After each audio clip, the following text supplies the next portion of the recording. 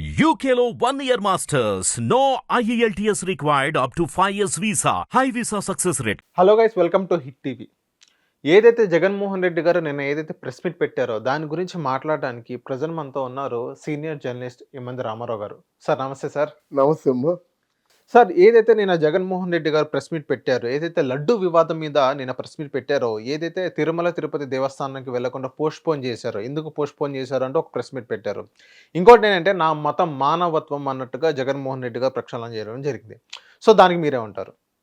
ఇప్పుడు మానవత్వం అనేది ఏదైనా ఉందంటే అది నిన్నటితో చచ్చిపోయింది.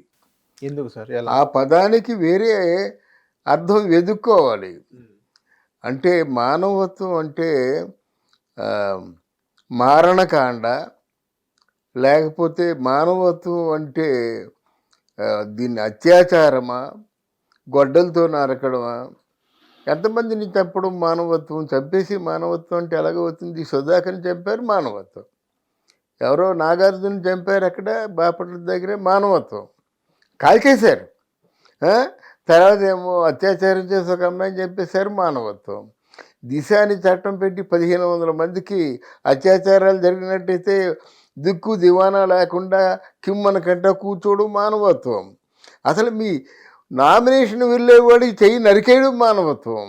అందరినీ బెదిరించడం మానవత్వం. అమరావతి ఇళ్లల్లో జొరబడి గంజాయి పెట్టడం మానవత్వం. వాళ్ళని అక్రమ అరెస్టులు చేయడం మానవత్వమా? ఇన్ని మానవత్వాలు ఉన్నాయో ఆ మహానుభావుడి దగ్గర. చివరికి తల్లిని పంపించేయడం మానవత్వం, చెల్లిని ఏడిపించడం మానవత్వం.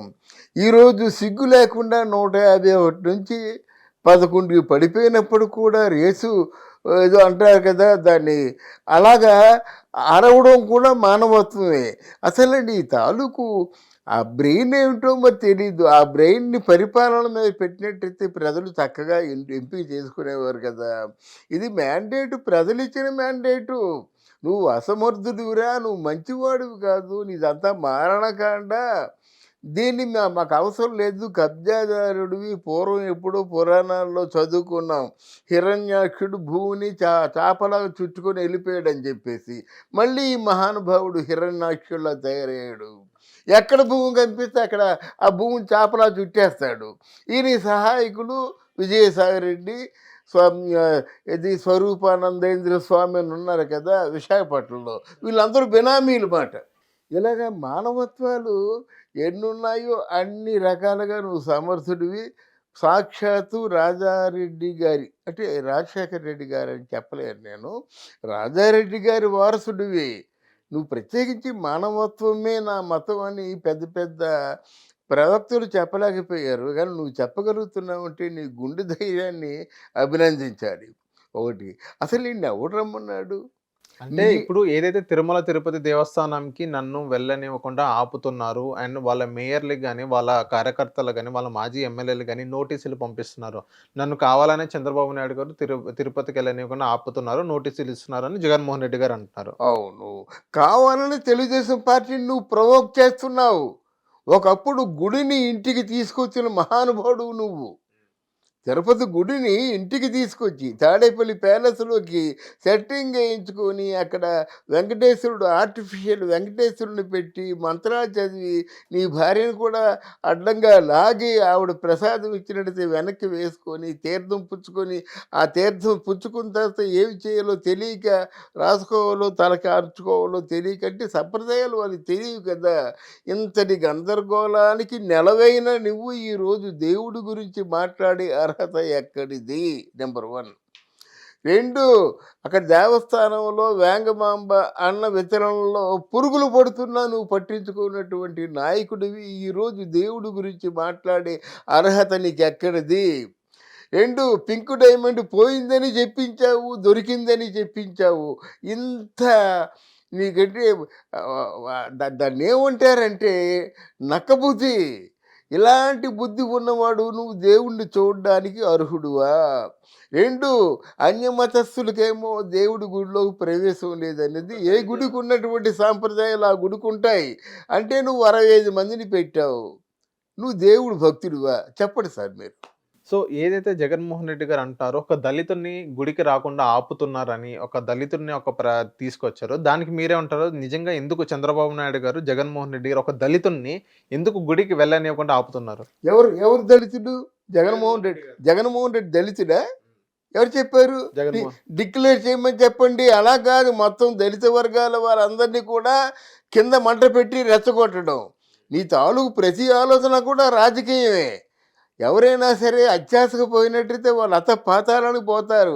ఇప్పటికి నీకు ముగ్గురు నలుగురు ఉన్నారు నీ పార్టీలో, వాళ్ళు కూడా పోతారు అన్నమాట. దళితుడిని రెచ్చగొట్టేదేంటి? నువ్వు దళితుడని చెప్పు, ఒప్పుకో, క్లారిటీ ఇవ్వు. ఇంకోటి అంటే జగన్మోహన్ రెడ్డి గారు నేను ప్రతి గుడి నేను అనుసరిస్తారని చెప్పారు. ఇంకోటి ఏంటంటే నేను బైబుల్ని రెస్పెక్ట్ చేస్తాను, ఖురాన్ని రెస్పెక్ట్ చేస్తాను. ఇంకోటి ఏంటంటే భగవద్గీతను రెస్పెక్ట్ చేస్తాను. ఇంకోటి ఏంటంటే సిక్కిజం ఏదైతే గురుద్వారా ఉన్నారో దాన్ని అన్నిటికీ రెస్పెక్ట్ ఇస్తున్నారు. అలాంటి వ్యక్తిని నన్ను రాకుండా ఎందుకు ఇంత డట్టియెస్ట్ పాలిటిక్స్ చేస్తున్నారు అన్నట్టుగా జగన్మోహన్ రెడ్డి ప్రశ్నిస్తారు. ఇంకోటి ఏంటంటే ఇదే లడ్డు వివాదంలో దానికి డైవర్ట్ చేస్తున్నారు అంటున్నారు. డైవర్షన్ పాలిటిక్స్ అని అంటారు. ముందు మీరు చెప్పిందని నేను సమాధానం చెప్తాను. నేను బుర్రలో గుజ్జున్నవాడు, ఈ మాత్రమతో చదువుకున్నవాడు ఒకే మతాన్ని యాక్సెప్ట్ చేయడం కాదు. మన మతాన్ని మనం గౌరవించుకుంటాం, ఇతర మతాల్ని గౌరవిస్తాం, మన మతాల్ని మనం నమ్ముకుంటాం. అలాగైనట్టయితే నువ్వు హిందువులు, ముసల్మాన్లు, క్రిస్టియన్స్, సిక్కులు వీళ్ళ తాలూకు పుస్తకాలు ఎవరు చదవటం లేదా? హిందువులు చదవడం అంటే గౌరవించడమే కదా. ఒక ముస్లిము భగవద్గీత కాదు, శ్లోకానికి అర్థం చెప్పాడు. ఆయన ముస్లిం కాదా? ముస్లిమే. దాంట్లో ఉన్న మంచిని తీసుకున్నాడు. అర్థమైందా? గురునానక్ తాలూకు పుస్తకం నేను చదివాను, ఒక వీడియో ఫిలిం కూడా చేశాను. అయినంత మాత్రంలో ఆయన మతం పుచ్చుకున్నట్టు కాదు కదా. మంచి ఎక్కడున్నా సేకరించే గుణం అందరిలోనూ ఉండాలి. అదే కదా మనం కోరుకుంటుంది. నీగ్గా నువ్వు ఏదోదో పుణుకుంటూ అందరినీ రెచ్చగొట్టే ప్రయత్నం చేసినట్టయితే నేను బైబిల్ చదివానండి, తప్పేముంది? నీ హిందువుని, పక్కా హిందువుని, తప్పేముంది బైబిల్ చదివితే? అలాగే సిక్కిజం చదివాను నేను. అలాగే క్రిస్టియన్ అంటే జాన్వరి ఫస్ట్ గుడికి వెళ్ళేది నేనే, హిందువుని, తప్పే ఉంది ఇందులో? నాకు విశ్వాసం ఉంది, వెళ్తాను. అలాగే నీకు అదే కదా అడిగారు, నీకు విశ్వాసం ఉంటే వెళ్ళవయ్యా. నాకు ఈ దేవుడి మీద సమగ్రమైనటువంటి విశ్వాసాన్ని నేను ఉంచుతున్నాను, రాసి వెళ్ళిపో. ఎవడు కాదన్నాడు? నీ దళితుడికి స్థానం లేదని చెప్పినట్టే అదే కదా చేశారు బ్రహ్మనాయుడు వీళ్ళందరూ కలిసి. పల్నాడు మన పల్నాడులోనే బ్రహ్మనాయుడు ఏం చేశాడు? దళితులకు కూడా ఆలయ ప్రవేశం చేశాడు. చాపకూడు భోజనానికి ఆ రోజే కొన్ని వందల సంవత్సరాలకు ముందు పక్కా హిందువులు స్వాగతం పలికారు, పెద్దపీట వేశారు. అవన్నీ చరిత్ర తెలుసుకోకుండా మాట్లాడడం, అజ్ఞానంతో మాట్లాడడం, ఏదో మాటని బుల్లో చేసి ఇంకేదో మాట అబద్ధం మాట్లాడితే అదే ప్రచారంలోకి వస్తుంది అనుకోవడం జగన్మోహన్ రెడ్డి తాలూకు పొరపాటు. ఇవే నిన్ను పతనం చేశాయి, ఇవే నిన్ను ఈ స్థాయిలో నిలబెట్టాయి. ఇక ముందైనా నోరు కంట్రోల్ చేసుకో, తెలుసుకొని మాట్లాడు. హిట్ టీవీ యాప్ ని డౌన్లోడ్ చేసుకోండి. ఇందులో short news, live news, entertainment movies అన్ని అవైలబుల్ గా ఉన్నాయి. Please download hit TV app. Hit TV app ని ఫ్రీగా డౌన్లోడ్ చేసుకోండి.